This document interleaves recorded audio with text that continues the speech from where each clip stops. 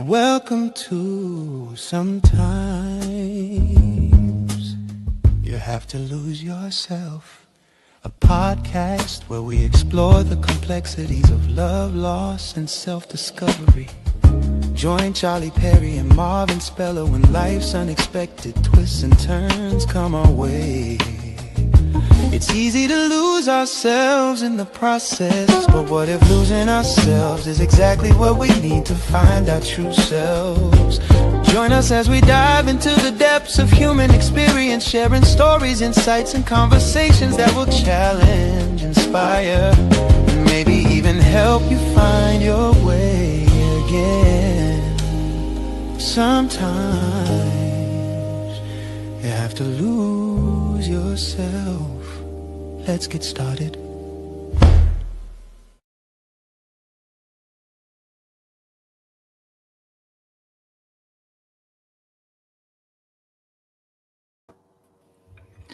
Yeah. I love that intro. Especially at the end, that beautiful couple at the end, they definitely they make the podcast screen beautiful. Thank And you. speaking of beautiful, we have Lisa Jimenez, and she is making this podcast beautiful today. I'm so happy to have you here. And Marvin has told me a bunch of good things about you, and I happen to look on your website and say, "Whoa, all right, this woman's got it together." So I'm going to definitely be a fan from this day forward. And Good. Yay. Thanks, yeah, Charlie. so all right, without further ado, I'm going to let my host here, Marvin Speller, take over the reins of this ship, and go ahead. There we go. Thank you. I'm grateful to be here. I'm grateful to be out of the audience. You got this live, right, Charlie? Yes. Cool. Um, I thank everyone for joining us today. It's always a pleasure to get together as we continue to grow and bring people on and just spread love out there, spread love and goodwill to all. And we're going to kind of Charlie and I are going to kind of put our heads together and really kind of think about I like the theme. Sometimes you gotta lose yourself. It was one of the ones we chose together because I think sometimes you have to lose yourself to expand from where you are, from where you're starting from, and that starting point. I know for me personally, have expanded greatly over these past two plus years. So, but today we wanted to bring on a special guest. Um, my friend, my sister from another mister, Lisa Jimenez. She is the founder, co-founder, and CEO. She is me, and I jotted down something that really struck me, and I'm going to read this real quick. Um, 1 second.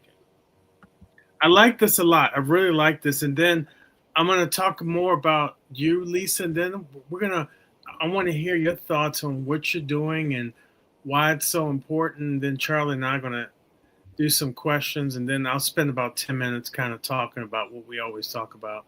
It's the book, and I'll open up for questions from you as well because I like questions going both ways instead of just one way. Um, and I love this. I'm obsessed with seeing women encourage, support, and empower other women. It's my favorite. We need more of it, which I 1,000% agree. So many different reasons why I agree. When I think about growing up, the greatest love I got was from other women, especially in my family. And that's kind of the core to my being, this whole love and this love journey that I've been on. But quite some time, even more over the past 2 plus years. So that really struck me. I know you're an advocate, a woman's advocate. You're doing the needy work out here. And hopefully you can continue to do things to uplift women because I surely think it's needed in this world to be a better place. I've always said this world becomes a better place when women can get back to their rightful place.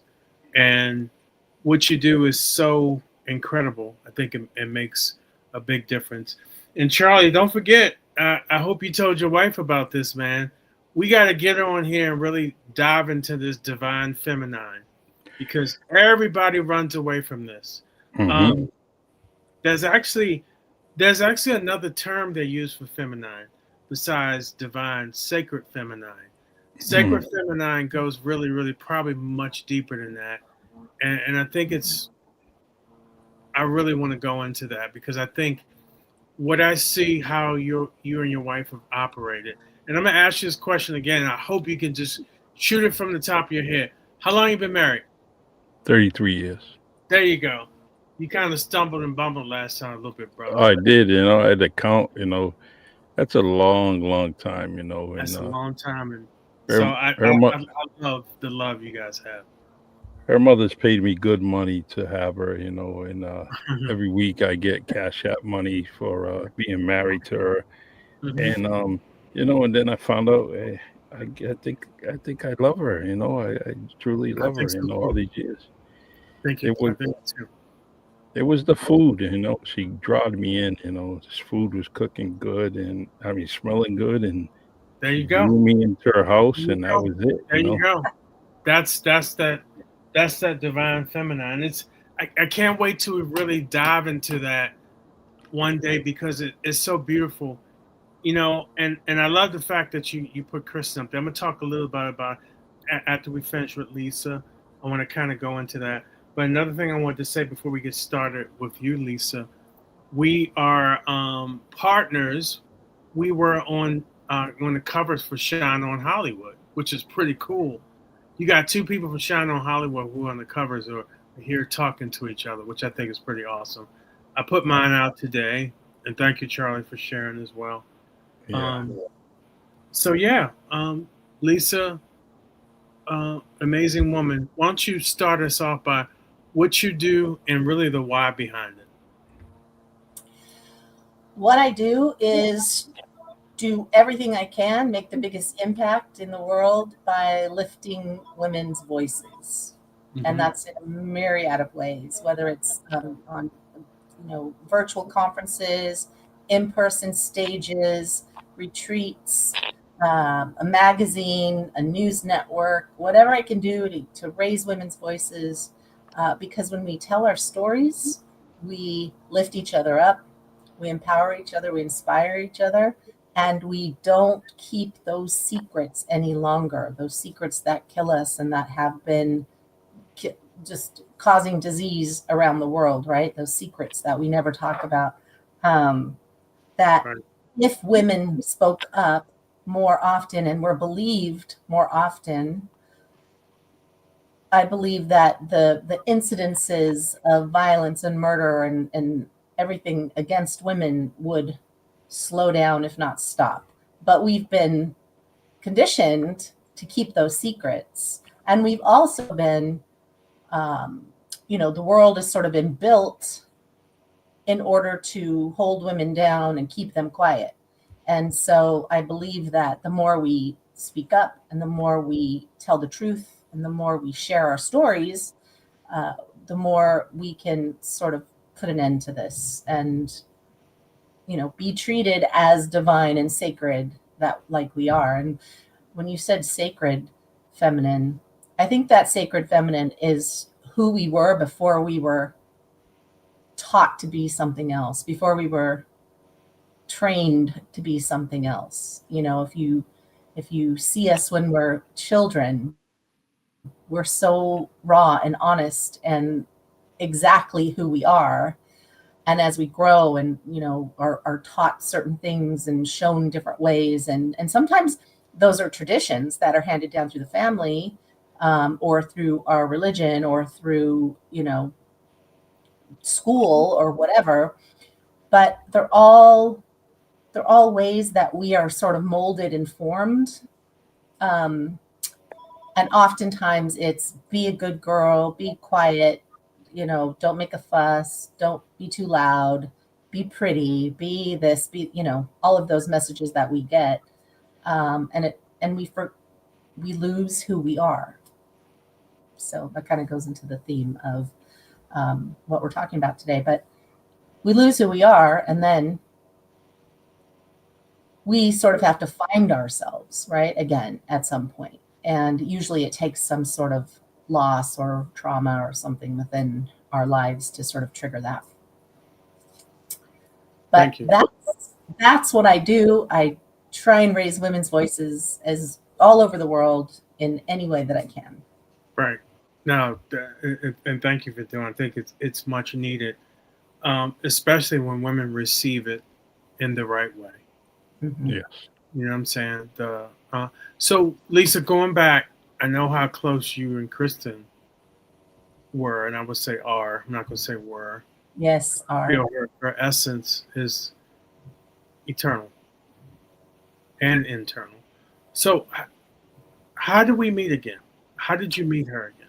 I met her through Ann Lacater. Do you know Ann? Of course. Yeah. So Ann is a good friend of mine.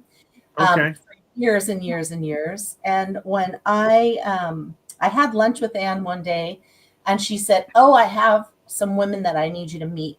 One of them was Kristen, and one of them was Beth Hilton." Mm-hmm. And I think you know Beth, right? Of course. Yeah. Yeah. So I reached out to both of them and said, "Hey, Ann said I should know you." That's how I met her. That is Yeah. cool. Yeah. That is cool. Yeah. Yeah. And she's a flautist, right? That's what Yes. they call it. A flautist. Yeah. You know what a Flautist. flautist is, Charlie? No, what is that? Someone that plays the flute. Oh, okay. All right. Yeah. It makes sense now. Yeah, most people Yeah. would probably say She flutist. said- I probably said flutist at first, but they call it Yeah, flautist. it's flautist. She's amazing. She's amazing with the flute, man. She's My goodness. amazing. And she collects ancient flutes and she plays them when she creates her records and she's been nominated a couple of times for Grammys and other Yeah. awards, and she's won Yeah, several right. awards. She's a Such a- beautiful such a- musician. Not just a beautiful musician, beautiful soul. Oh yeah, and Such a good funny. person. Yeah, very funny. So funny. Very funny. B, I definitely hold her near and dear to my heart. Always will. So how do you feel like your mission's going? You just finished your conference, right? Congratulations Thank that you. you're doing that. So how did the conference go? Conference went well. Yeah, that was our 6th annual conference. Kristen was involved in the first 3, I believe. She was there with me the first one. I remember And that. then we had done we'd done a special event for survivors for Domestic Violence Month one year, where she played live. She played the Phoenix song live for us, which was amazing. Yeah, I think I was there, wasn't I? Yeah. Okay. I was So like the only guy there, right? yeah, we don't let men in. You know what's interesting about that? I have been in a lot of circles where, especially as you know the story, for so many years before we start touching on the unhoused population, we did a lot with the domestic violence community. And I spent a lot of time in that community. It really shaped really how I feel about that. And I always credited Kristen with the fact where she went through a horrific experience, but she still knew how to love. And that's what I would say I'm always so grateful for, because truth be told, a lot of women who go through this have a hard time ever loving again. But she didn't have that.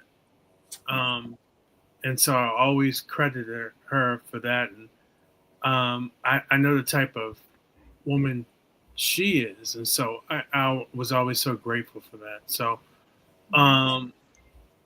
yeah, okay. Yeah, I remember her performing. I remember that. And you continued. You said this is the 6th year? 6th year, yeah. So when we started, it was really just the conference. It wasn't really anything else. It was just to get these women together to tell stories and to create a safe space, a safe platform. Because when you've gone through domestic violence, when you've survived it, and you want to share your story so that you can influence other women and empower them and inspire them. If they're in that situation, you really need a safe space, because oftentimes if you just kind of talked about it online, and this was 2021, 2020, talking about it online, like you would literally get attacked by people saying, oh, you deserved it, or like crazy things. And so I said, you know what, that's enough. We've experienced enough trauma. We need to be able to tell our stories to each other in a safe space. So that was where we started,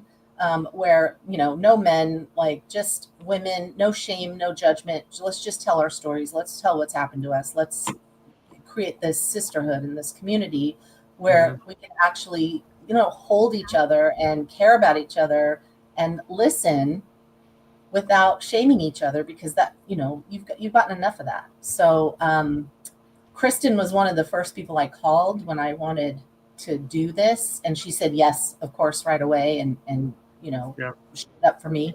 And then we had about 28 women, I think, the first year, and this year we had 75. So we've had over 600 women in the past 6 years come on our conferences and speak, and that's just the virtual conference that happens every year. And we've had thousands of women that have joined us to do other things, because we do a lot of other things, but it has evolved since then, because we're always thinking, how can we make a bigger impact? How can we partner with another group that we can expand our reach and that we can help as many women as possible? So from just the conference to what we do now, like I said, we have stages, we have a magazine, we're building this news network, we have our own community, we have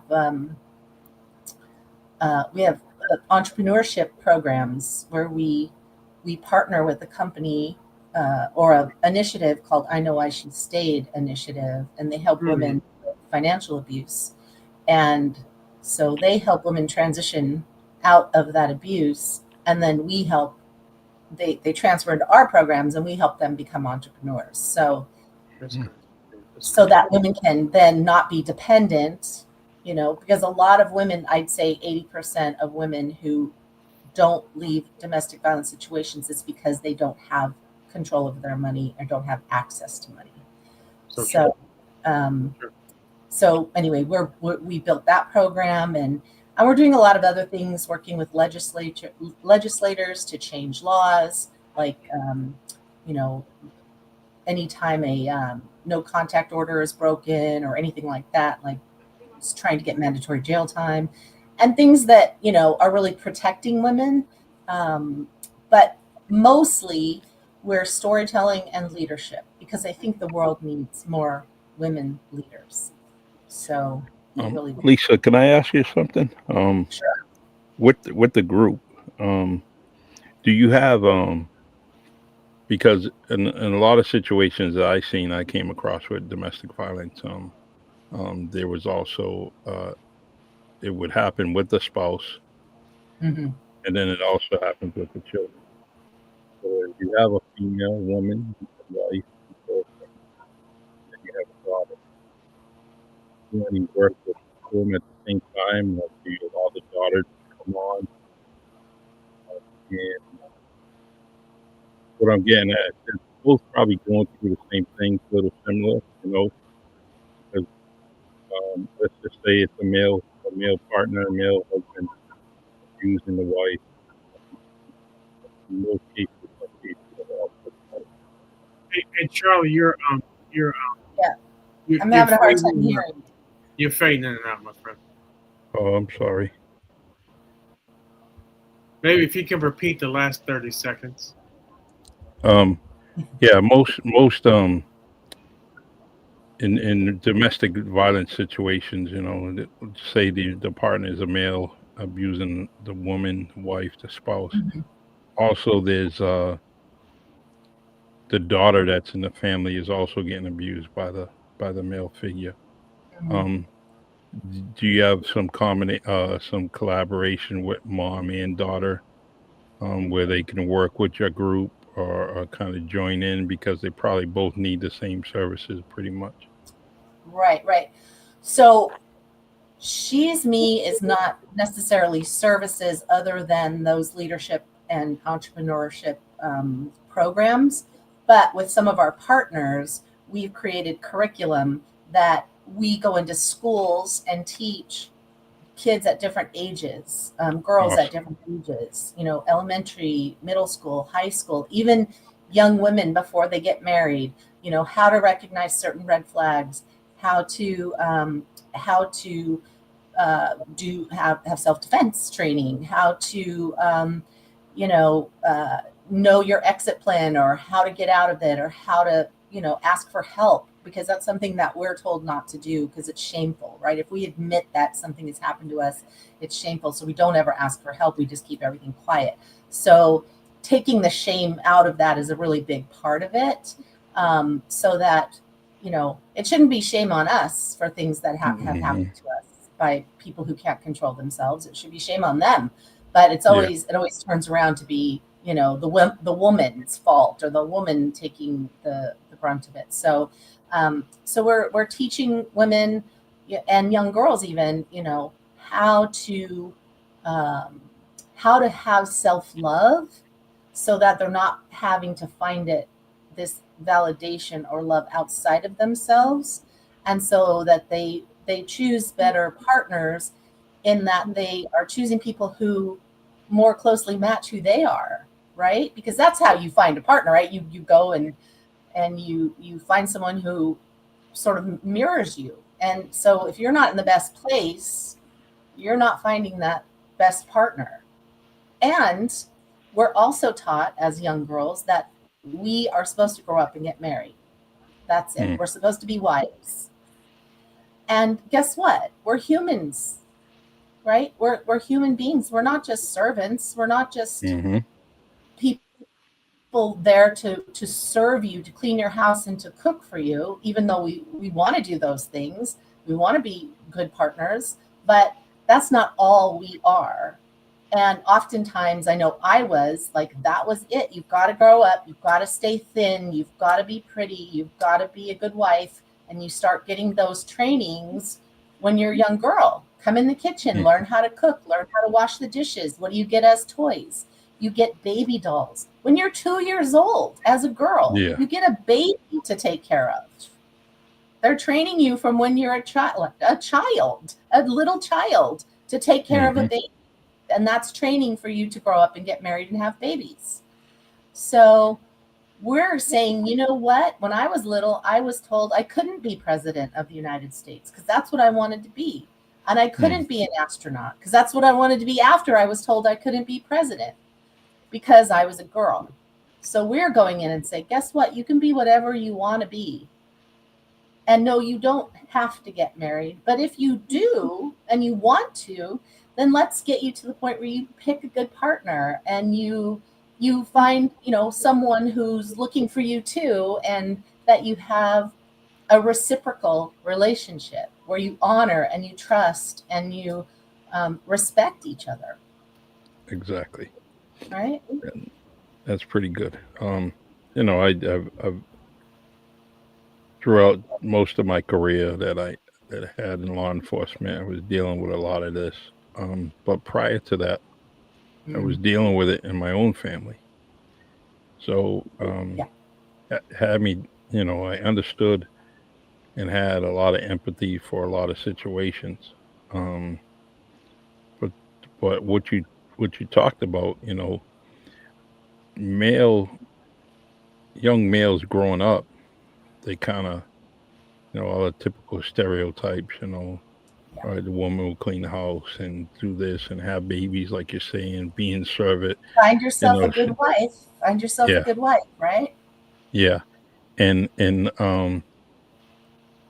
so what I'm getting at is that seeing that having those life experiences really helped me throughout my career, um, Mm. and also, where I was kind of guided the wrong way at a young age. Um, it taught me, I was actually learning that, you need to respect women. You need to do a lot of, they're people just like you said. You're a human being, and so that was the one thing is learning and having empathy for someone that's going through things like that. Right. And that is the divine feminine, that Mm, empathy. And it's not, you have to understand, we have both sides in ourselves, right? We have the masculine because it's energy. We have the masculine where we take the lead and we speak up and all of those things, but we have the feminine, that's the empathy and the caring and the listening and those are just energies. It's not one or the other. We all have the capability of doing those things. Actually, Marvin But talked about that on the podcast. but we're taught that if you're a girl, you can only have these feminine things, and if you're a boy, you can only have these masculine things, which is incorrect, right? It's false. Yeah, I think there's a lot of societal norms. It does seem like so. It's interesting when you think about the dynamic, and I lived really quite some time because this is kind of the journey that Chris was going through.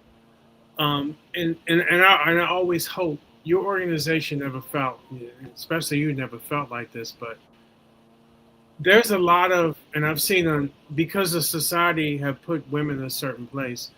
There is a lot of imbalancement on the side of people who are pushing for voices for for women. I've never felt this or heard this from you, but I do feel a lot of those organizations. I won't mention here. There's an imbalancement because I know what I went through. Really, just trying to genuinely help, because it's more or less like there's a lot of generalizations out there towards men, and I think that never helps either side, because I think when women are in their best place, it benefits society as a whole. Absolutely. With that being said, when men are able to operate in a space that's at their best self, society greatly benefits as well. So we have to be careful with generalizations that men are this, women are this, and so we Right. have to be very Absolutely. careful with that. Absolutely. But as we grow up as women and are taught, be good wives, be good moms, that's your goal in life, to do those things. Men are also taught you have to be the provider, you have to be the protector, you have to, get the job and go to work every day and do this, all of these things, right? And even subtle things like Thanksgiving or Christmas, you don't have to do anything. You just sit there and watch TV, and the women are going to be in the kitchen doing all the work. But you're a man, so you get to Yeah. sit there and do nothing, right? Only if agreed upon. Only if agreed upon. But it's funny. I was listening to some of the things you said, and it's interesting about having the voice. That was the reason why I wrote the book, and Charlie and I have been really pounding the pavement with this, because we are taught society, someone who's close to us passed away, and you almost made to feel like, hurry up and get over with. Yes. Let's get a fast break on your grief. You got by next Especially as a Friday. man, right? As a man, Absolutely, you should was just suck it up. Yeah. yeah. You suck it up, and it's all this because I'm personally in several groups, and and I've talked to, oh my gosh, so many people, and it's kind of one of these things where it's like society looks at a man would be fine, but society also throws a lot towards women with this. It's like, okay, she's not going to be able to handle. Let's throw the whole world to try to support and help. And with men, it is totally different. And so, breaking down these barriers. That's why Liz and I went on a podcast for 6 months, because I wanted to get a female's perspective. Because while we're both widows, she's a widow, I'm a widower. There's a similar experience, but it's different because it's different lenses looking at it. And a woman goes through grief for losing her husband a little bit differently than what a man goes through. And a lot of it's because of societal norms. I think by my first year, I was like, oh my gosh, I missed the service piece. not only do I just miss her so much because best person ever, but just that whole thing of, okay, I'm of service. That's what I kind of think about. It's like, okay, well, who do I serve now? So they're even saying that this is why men want to get on with and get with other women quicker because of that. Mm. And women Yeah, hold that back a happens little. often. Yeah, that happens often. Yeah, you see it often. You know, Mhm. I've seen it often. I've seen it in my family often. You know, a couple months down the road, someone's got someone else because Yeah. it's that service piece. So So true. The I want to first, before we continue on, I want to thank everybody that's actually listening to us on Facebook and YouTube on the Sometimes You Have to Lose Yourself podcast channel. And please like and subscribe to the channel. We're trying to promote that as much as we can because YouTube is a good source for us, and uh, and also Facebook. So please like and subscribe to the YouTube channel. We really, truly, truly appreciate that. great message. Charlie, got any more questions? I want to open it up for Lisa. She may have some questions. Let's see. Question for Charlie, Sure. having been in law enforcement. Mm-hmm. Because not only is there sort of this increased incidences of law enforcement involved in the domestic violence themselves, but True. but also not necessarily law enforcement, but the enforcement of the law around Mm-hmm. domestic violence that is lacking, I believe. Like you know, not honoring those restraining orders, and then you know you call the police because he's pounding on the door and he's not supposed to be anywhere near the house, and the police get there and he's already gone, and it's like, well, we didn't see him, so you know we can't really do anything about it. And it's like, okay, but he's going to be back and he's probably going to break in the door and he's probably going to hurt me and you're going to come back and I'm going to be dead, you know, like, so what's happened, you know, it's really frustrating. So that's my point. It's really frustrating. And you know that most women are killed by their intimate partners, right? Yes. And usually when they are trying to leave a relationship, not necessarily when they're like, okay, I'll just be here and be good, you know, trying to get through it. So I just want to know, from your standpoint as a law enforcement, you know, how do you feel about the fact that the law in general isn't really holding up their end of the bargain, right? You know, like their side of the what they should be doing is like stopping these men and stopping these offenders. And there's really a lack of jail time. There's a lack of any kind of consequences for many perpetrators. And so I just want to know, like, how do you feel about that? And how do you think that what can we do about it? Yes. The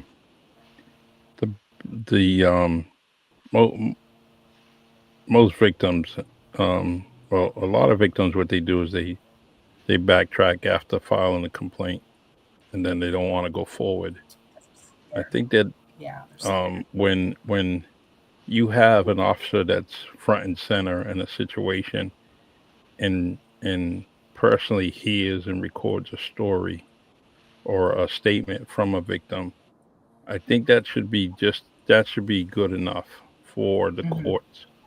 And too many times it's not, you know, unless it's a video recording, because it's so many situations, people is a fear factor, you know, the victim doesn't want to go forward, doesn't want to put the spouse in jail, in fear that money won't be coming in, and it goes on and on. It's like I'm preaching to the choir here, but I want you to understand that I think more of those, you know, verbal statements that are heard by a law enforcement officer should be good. Um, but our country doesn't allow it. They want testimony. They want direct testimony from the victim, and in cases where they do drop out, sometimes we're able to use a video recording. But not everybody wants to be videotaped, and it's that and that's basically a right as a victim. And say, wait, it's not going to happen. I don't want it. You know, um, I didn't do my hair. There's so many excuses that they can come up with, and just say, no, I don't. I don't want to be videotaped. Yeah, it's all And but fear. that Go ahead. Oh, it's all fear. Yeah, It's yeah, fear of you know, retribution, and and fear of what's going to happen to them after. yeah, and the so that stuff usually in the very first part of the investigation or the adjudication of the case. Mhm. Yeah, you want to make sure that you have a solid witness a victim that's gonna testify against the defendant. In so many cases, they just kind of fade away, and then the case, the district attorney has no choice but to let it go because the courts is not gonna they're not gonna have hearsay, Right, right. and so How do but you think? How do you go think we ahead. can change this, though? I think it's a lot of stuff. The only way we can change it is if it's on the state and federal level, mainly the state level. The state has to actually just you know be aggressive when it comes to being hard nosed. I mean, they're hard nosed on a lot of other situations. Hmm. But I found that the problem is that judges in the courts are not going to allow hearsay, especially when you're talking about sending someone at the minimum, send them away for a year, and Right. that's just Right. so. Yeah, I Um, also found, like, even in the family courts, going into family court, Anna's right. It's the court's fault. Like, the police usually are there. They're, trying to assess the situation. It's not, I get it. It's not the police fault, but even the family courts, like, went to family court, and I wasn't even allowed to talk about the violence in my house, right? wow, Because it wasn't criminal court, it was family court. So they get to decide who gets custody. And the person who tried to murder me got 50% custody of my kids. Mm.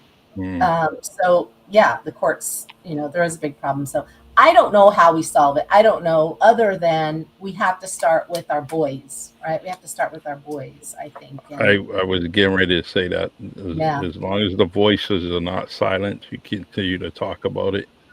yeah. And Well, the voice are voices, but boys, like young men, like we have to, I'm sorry. Yeah, yeah, all we right. have to I'm sorry. teach young men, that they aren't entitled to women. They aren't Hmm. entitled to service.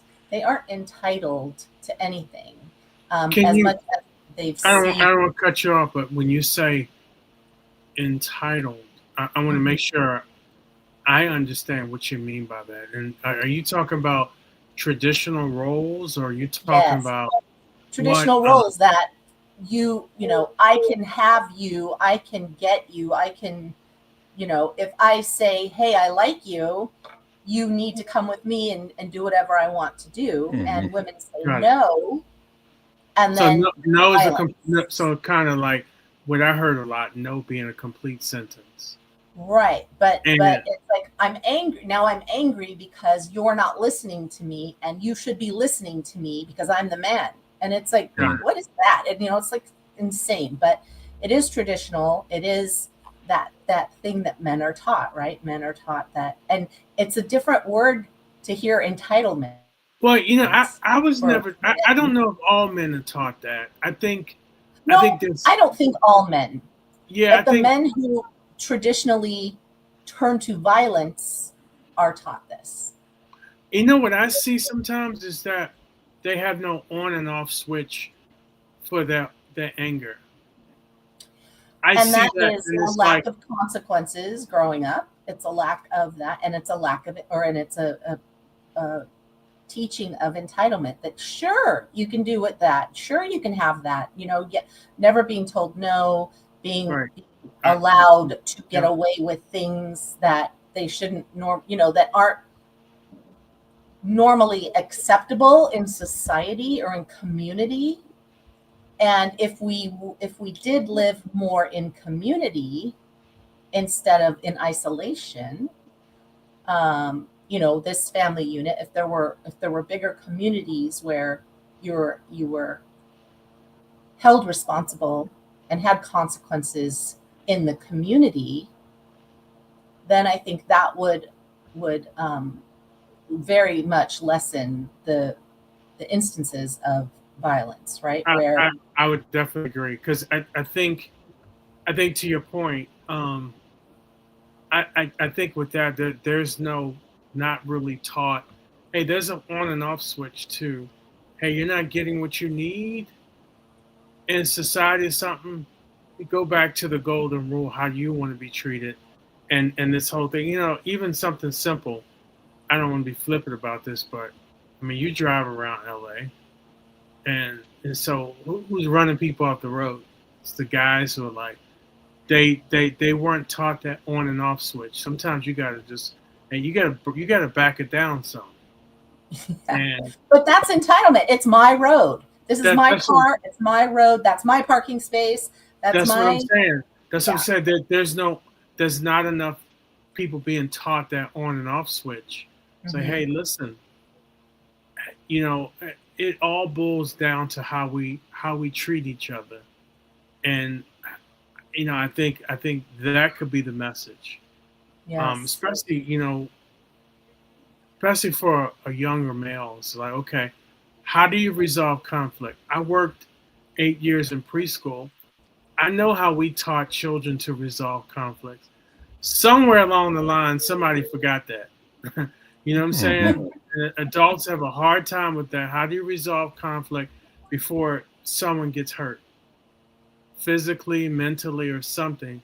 Mhm. And so, yeah, I really think collectively that could be, society could do a much greater job pushing that message, because you know yeah, sometimes the worst case scenario is that level of violence, and I also think it some forms of manipulation. I mean, Yes. all sorts of things, right? I mean, I've seen it Yeah. all. I went to plenty of those meetings, especially when I first came out here.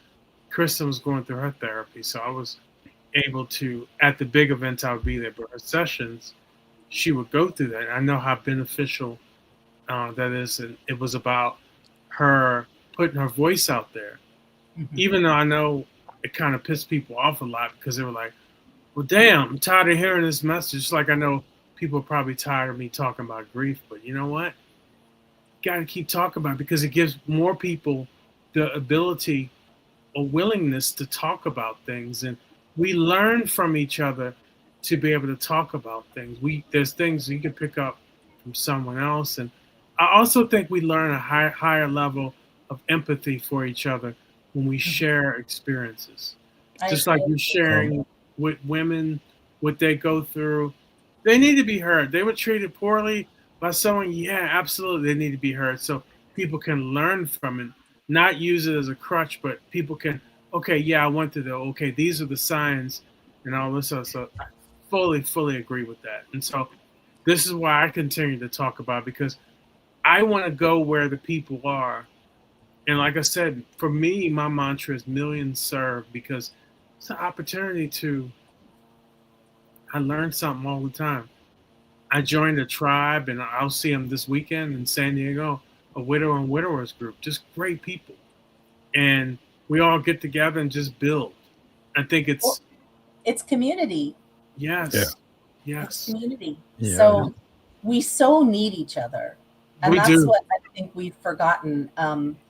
And COVID really sort of exacerbated the whole thing, right? Where we were all isolated, and we were all sort of in our own little world, and we just got sicker and sicker and sicker with Hmm. being apart.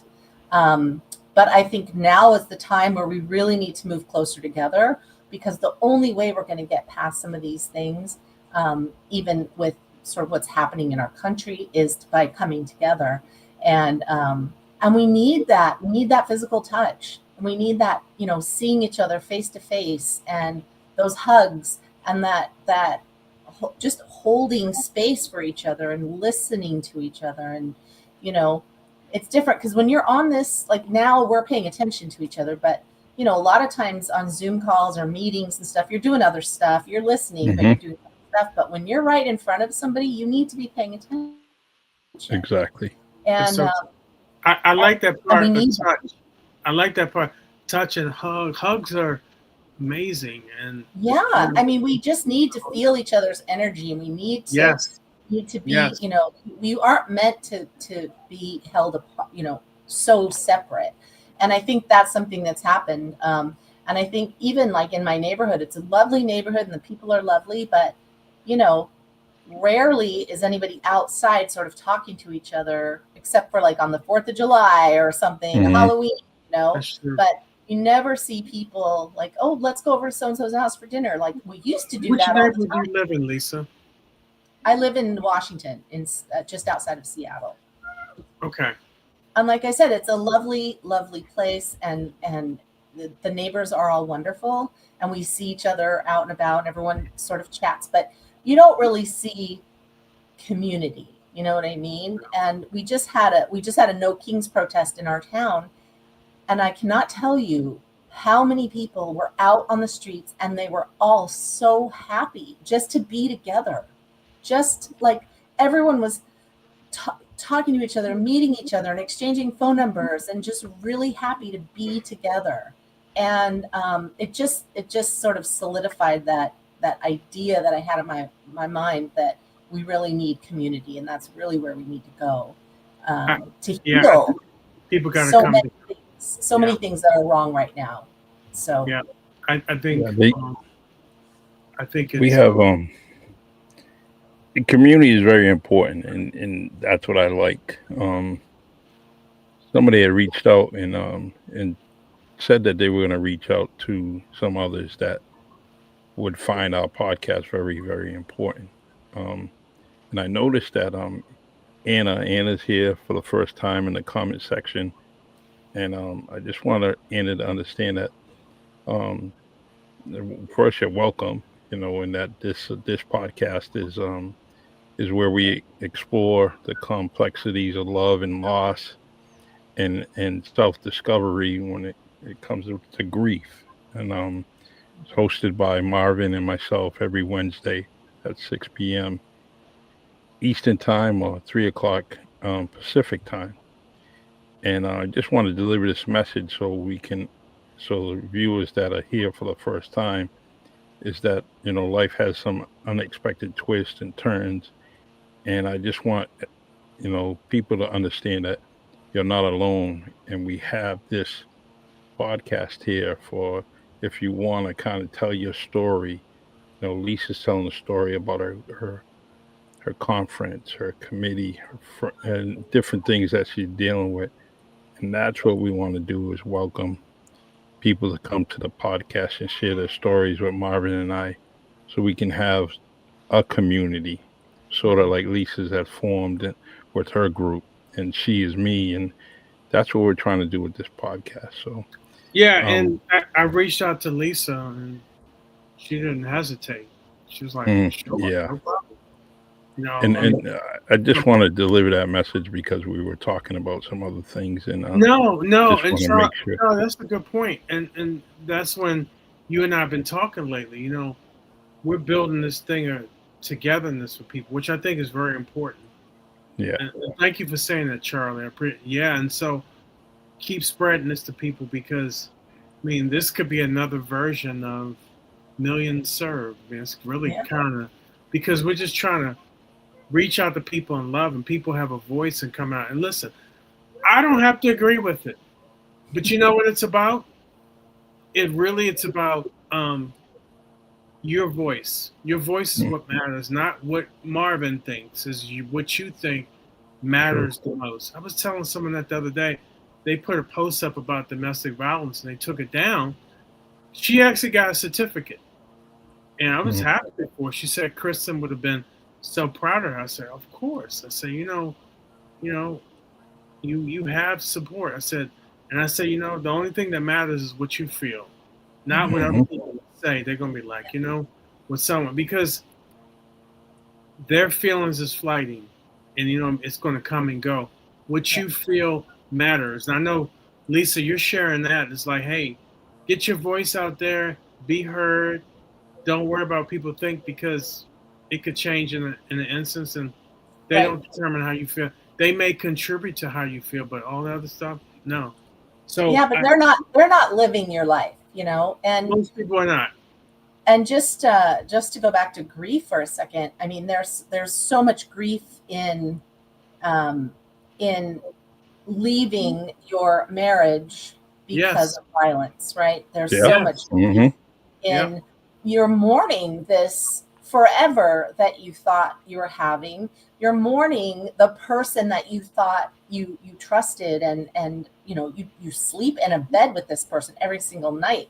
And so you trust them with your life, right? Because anything could happen in the middle of the night. So you don't realize that. And then all these expectations and all these things that you had for your life, and then in a blip, it's gone.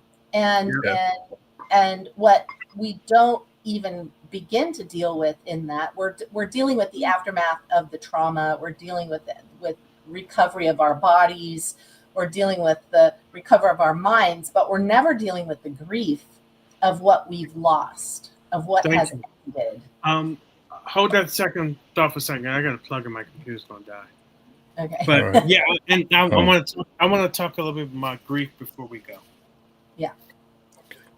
And Anna, you're still with us, and I see you there, and you're welcome. I actually, Anna, we do have I have something for you. I have a nice it's a book written by Marvin Speller, our host, and I'm gonna get that to you, and I'll drop by the shop soon, and I'm gonna give you a copy of Marvin's book. Thank you, Charlie. And I think it's something that's very it's a book that's real special, and so, and I'm gonna make sure I get that to you. Like I said, probably by time our next podcast is on, I'm gonna make sure that you have that book in hand. So thank you, Charlie. Thank you, Charlie. Great man. Lisa, thank you for mentioning that. I have met many people recently who have had a relationship, and I met this one woman in particular. She was treated horribly by her past boyfriend. Everything up to violence. And she experienced a high level of grief, and my book helped it. Yeah. Because just the way I wrote it because that's why this is why I put the title Unpacking Grief, because I'm unpacking this thing each day like never been before, because I want loss as many different losses out here that we all experience, right? Could be a career, could be a family, an animal. It could be anything. It could be anything. Just dealing with that and the tools that can help you move forward. Yes. So this is why I wrote it, and this is what I've heard from so many people lately. There's something in that book for everybody, and I thoroughly agree with that. I wrote it. I felt very channeled when I wrote this book, because I knew what I set out to do was I wanted to first honor Kristen. So I had to put the memoir in there. What I went through is not that important, but it shows that it's okay to come forward. Then I went into the tools. The tools are there to help people. You can choose whatever you want. There's one way to go through this thing we call grief. And you get to do it how it matters to you. I'm very much against societal norms. Whatever works for people, it's all good to me, because I feel we came here the purpose of to give and receive love. Hmm. Don't get anything else twisted in this. Right. All the things we want to put around that, don't, because once you remove all the stuff you go through, the only thing is left is love, and love is the highest vibration in nature, no doubt. Absolutely. And isn't So that what we want? We want to love and be loved. That's it. Like that's what we I'm strive saying, for every day. this is what I'm saying. I mean, Yeah. Yeah, we, the well, in some people, but the normal thing is to say I love you, right? Hmm. mhm, Um, and not say I hate you. right. Although it's saying I hate you does become some kind of a normal thing right now. But the traditionally, a closing greeting or a meet and greeting would be I love you. And it's it's just face it. That's the thing that just like Lisa said, that's what I want. I want love. I want love on the podcast. I want love from my family, my friends, society. I just it's just a good thing, and so yeah. I didn't understand at first when I met Kristen. She would always say it to everybody, Mm, and Oh, I learned to really love that, become part of my being. mm, yes. You know, this is why if I put something out there, I always end it with love, much yeah. love to everybody. You know what I'm saying? Because it's just a great feeling, and it was weird. Charlie, I shared this with you.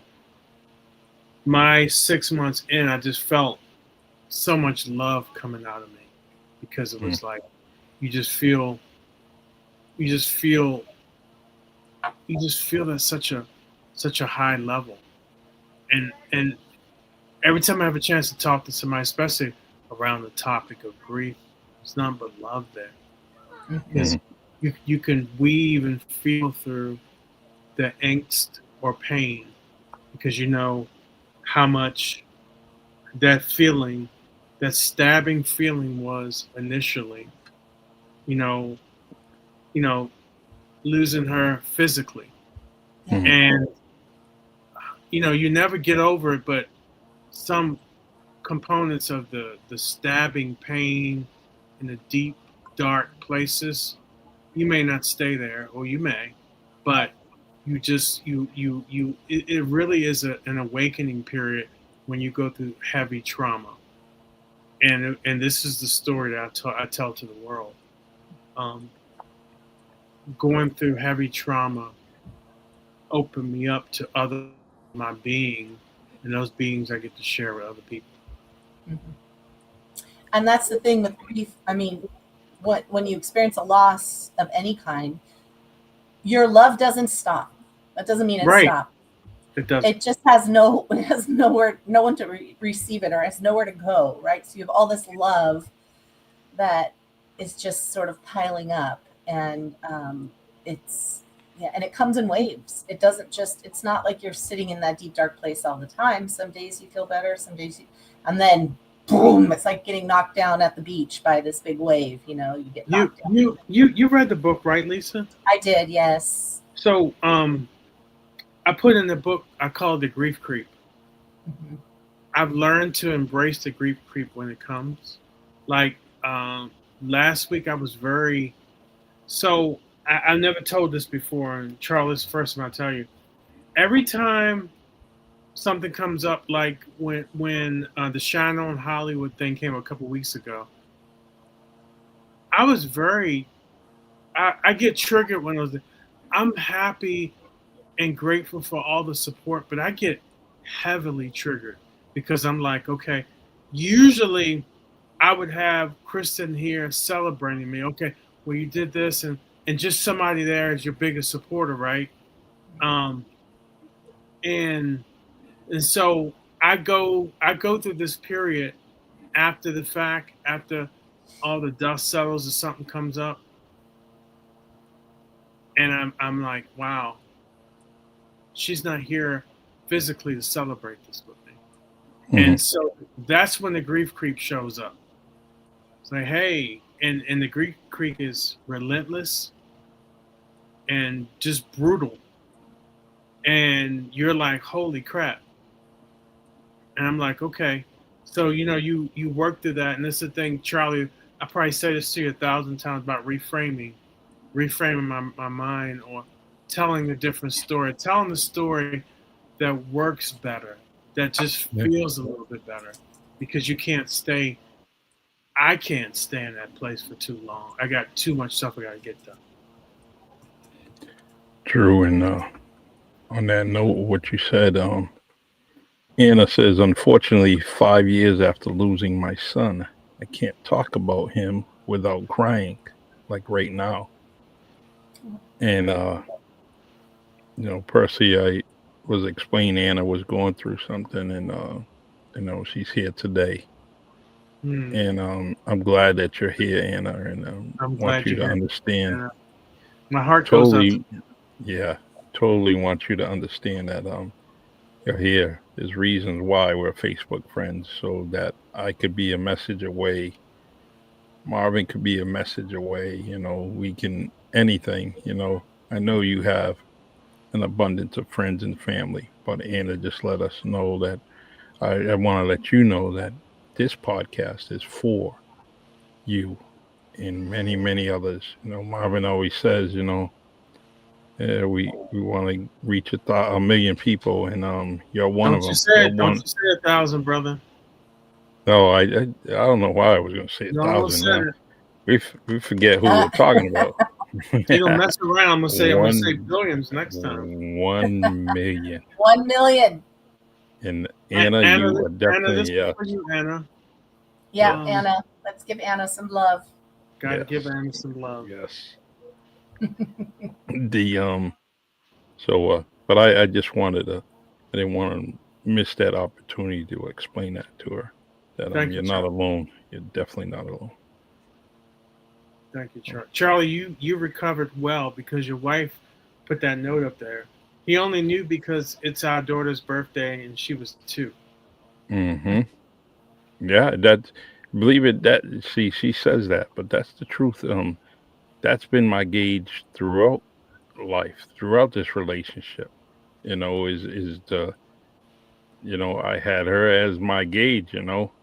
I would never forget her age, but every now and then I forget the anniversary. I'll be 1 or 2 years off, or add a year, It's okay, man.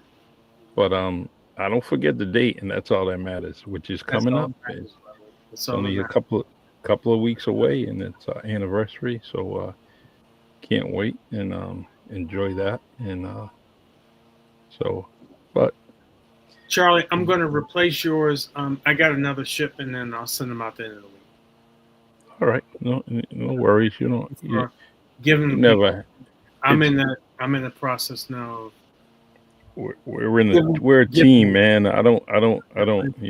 I'm just trying to do what I can, and You do and I more than know that, that. brother. Yeah. So Lisa, um, did you put a review yet? No, sorry, brother. I'll get that done for you. Okay, I would greatly appreciate that. Reviews like Yeah, to always I said I would do it. I just haven't done it yet, but I will. That's Let me just okay. make myself a note. It's not a The matter conference took up doing. my month. That's okay. So That's okay. Yeah. So, okay. It's been an hour. Lisa, do you have any other questions or final thoughts?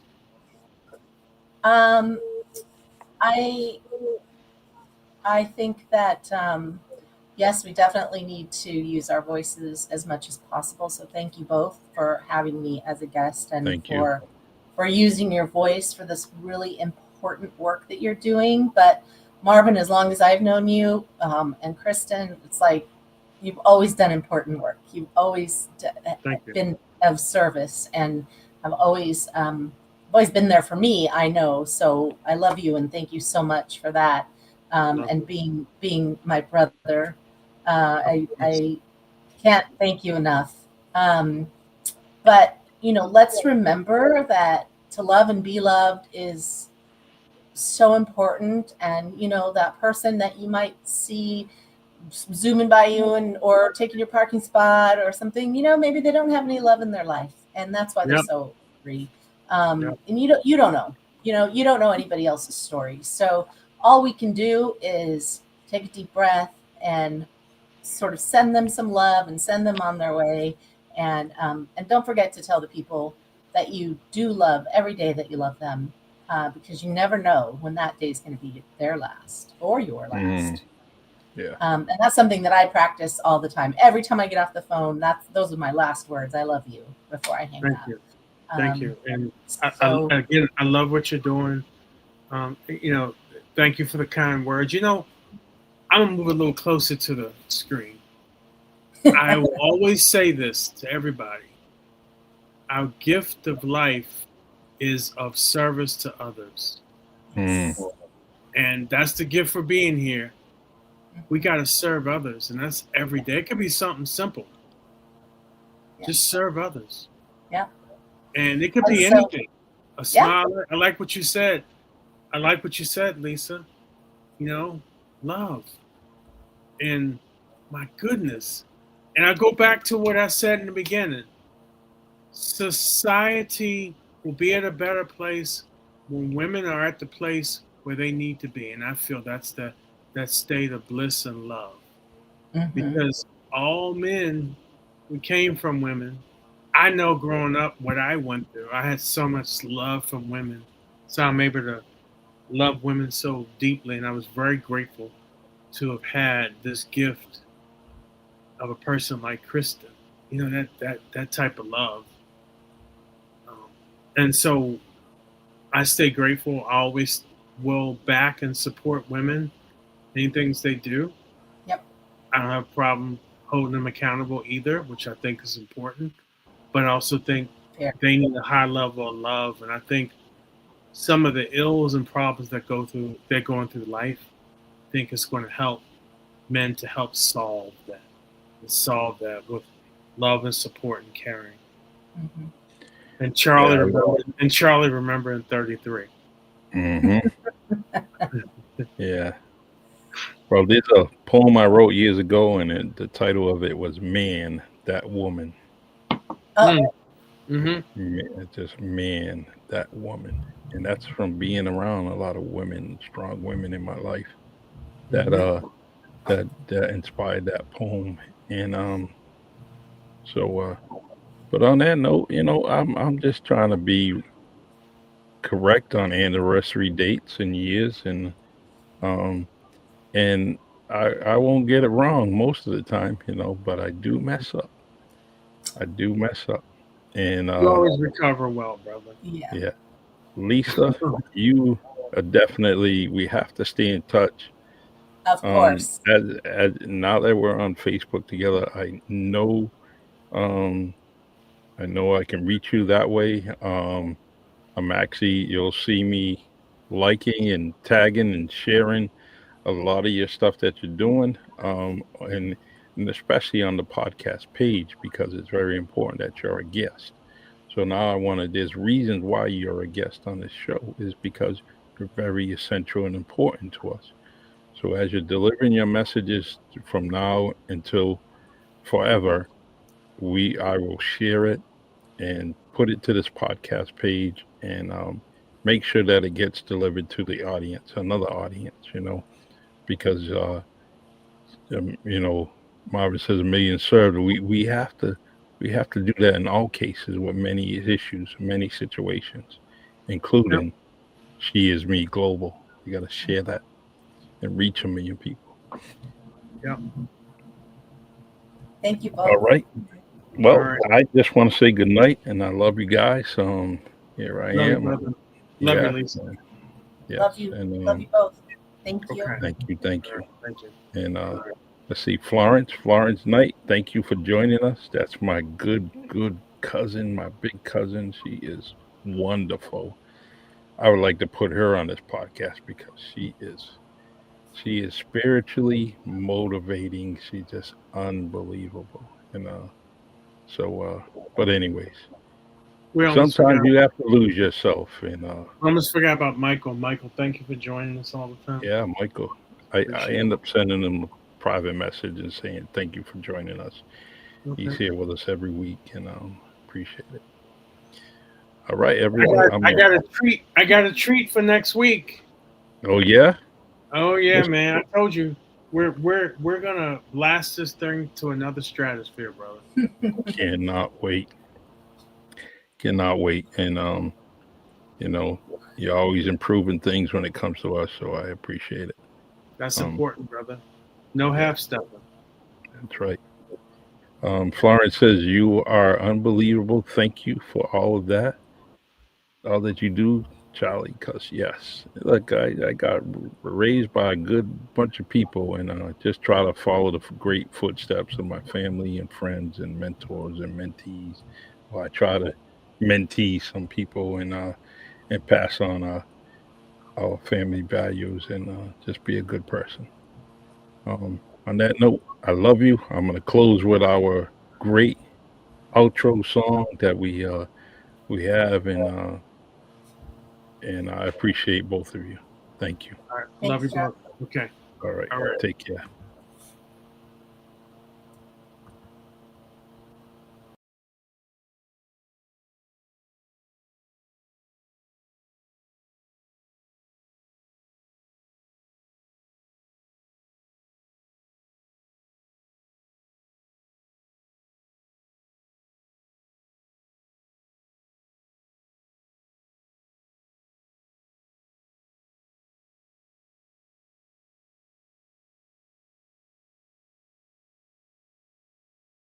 Welcome to Sometimes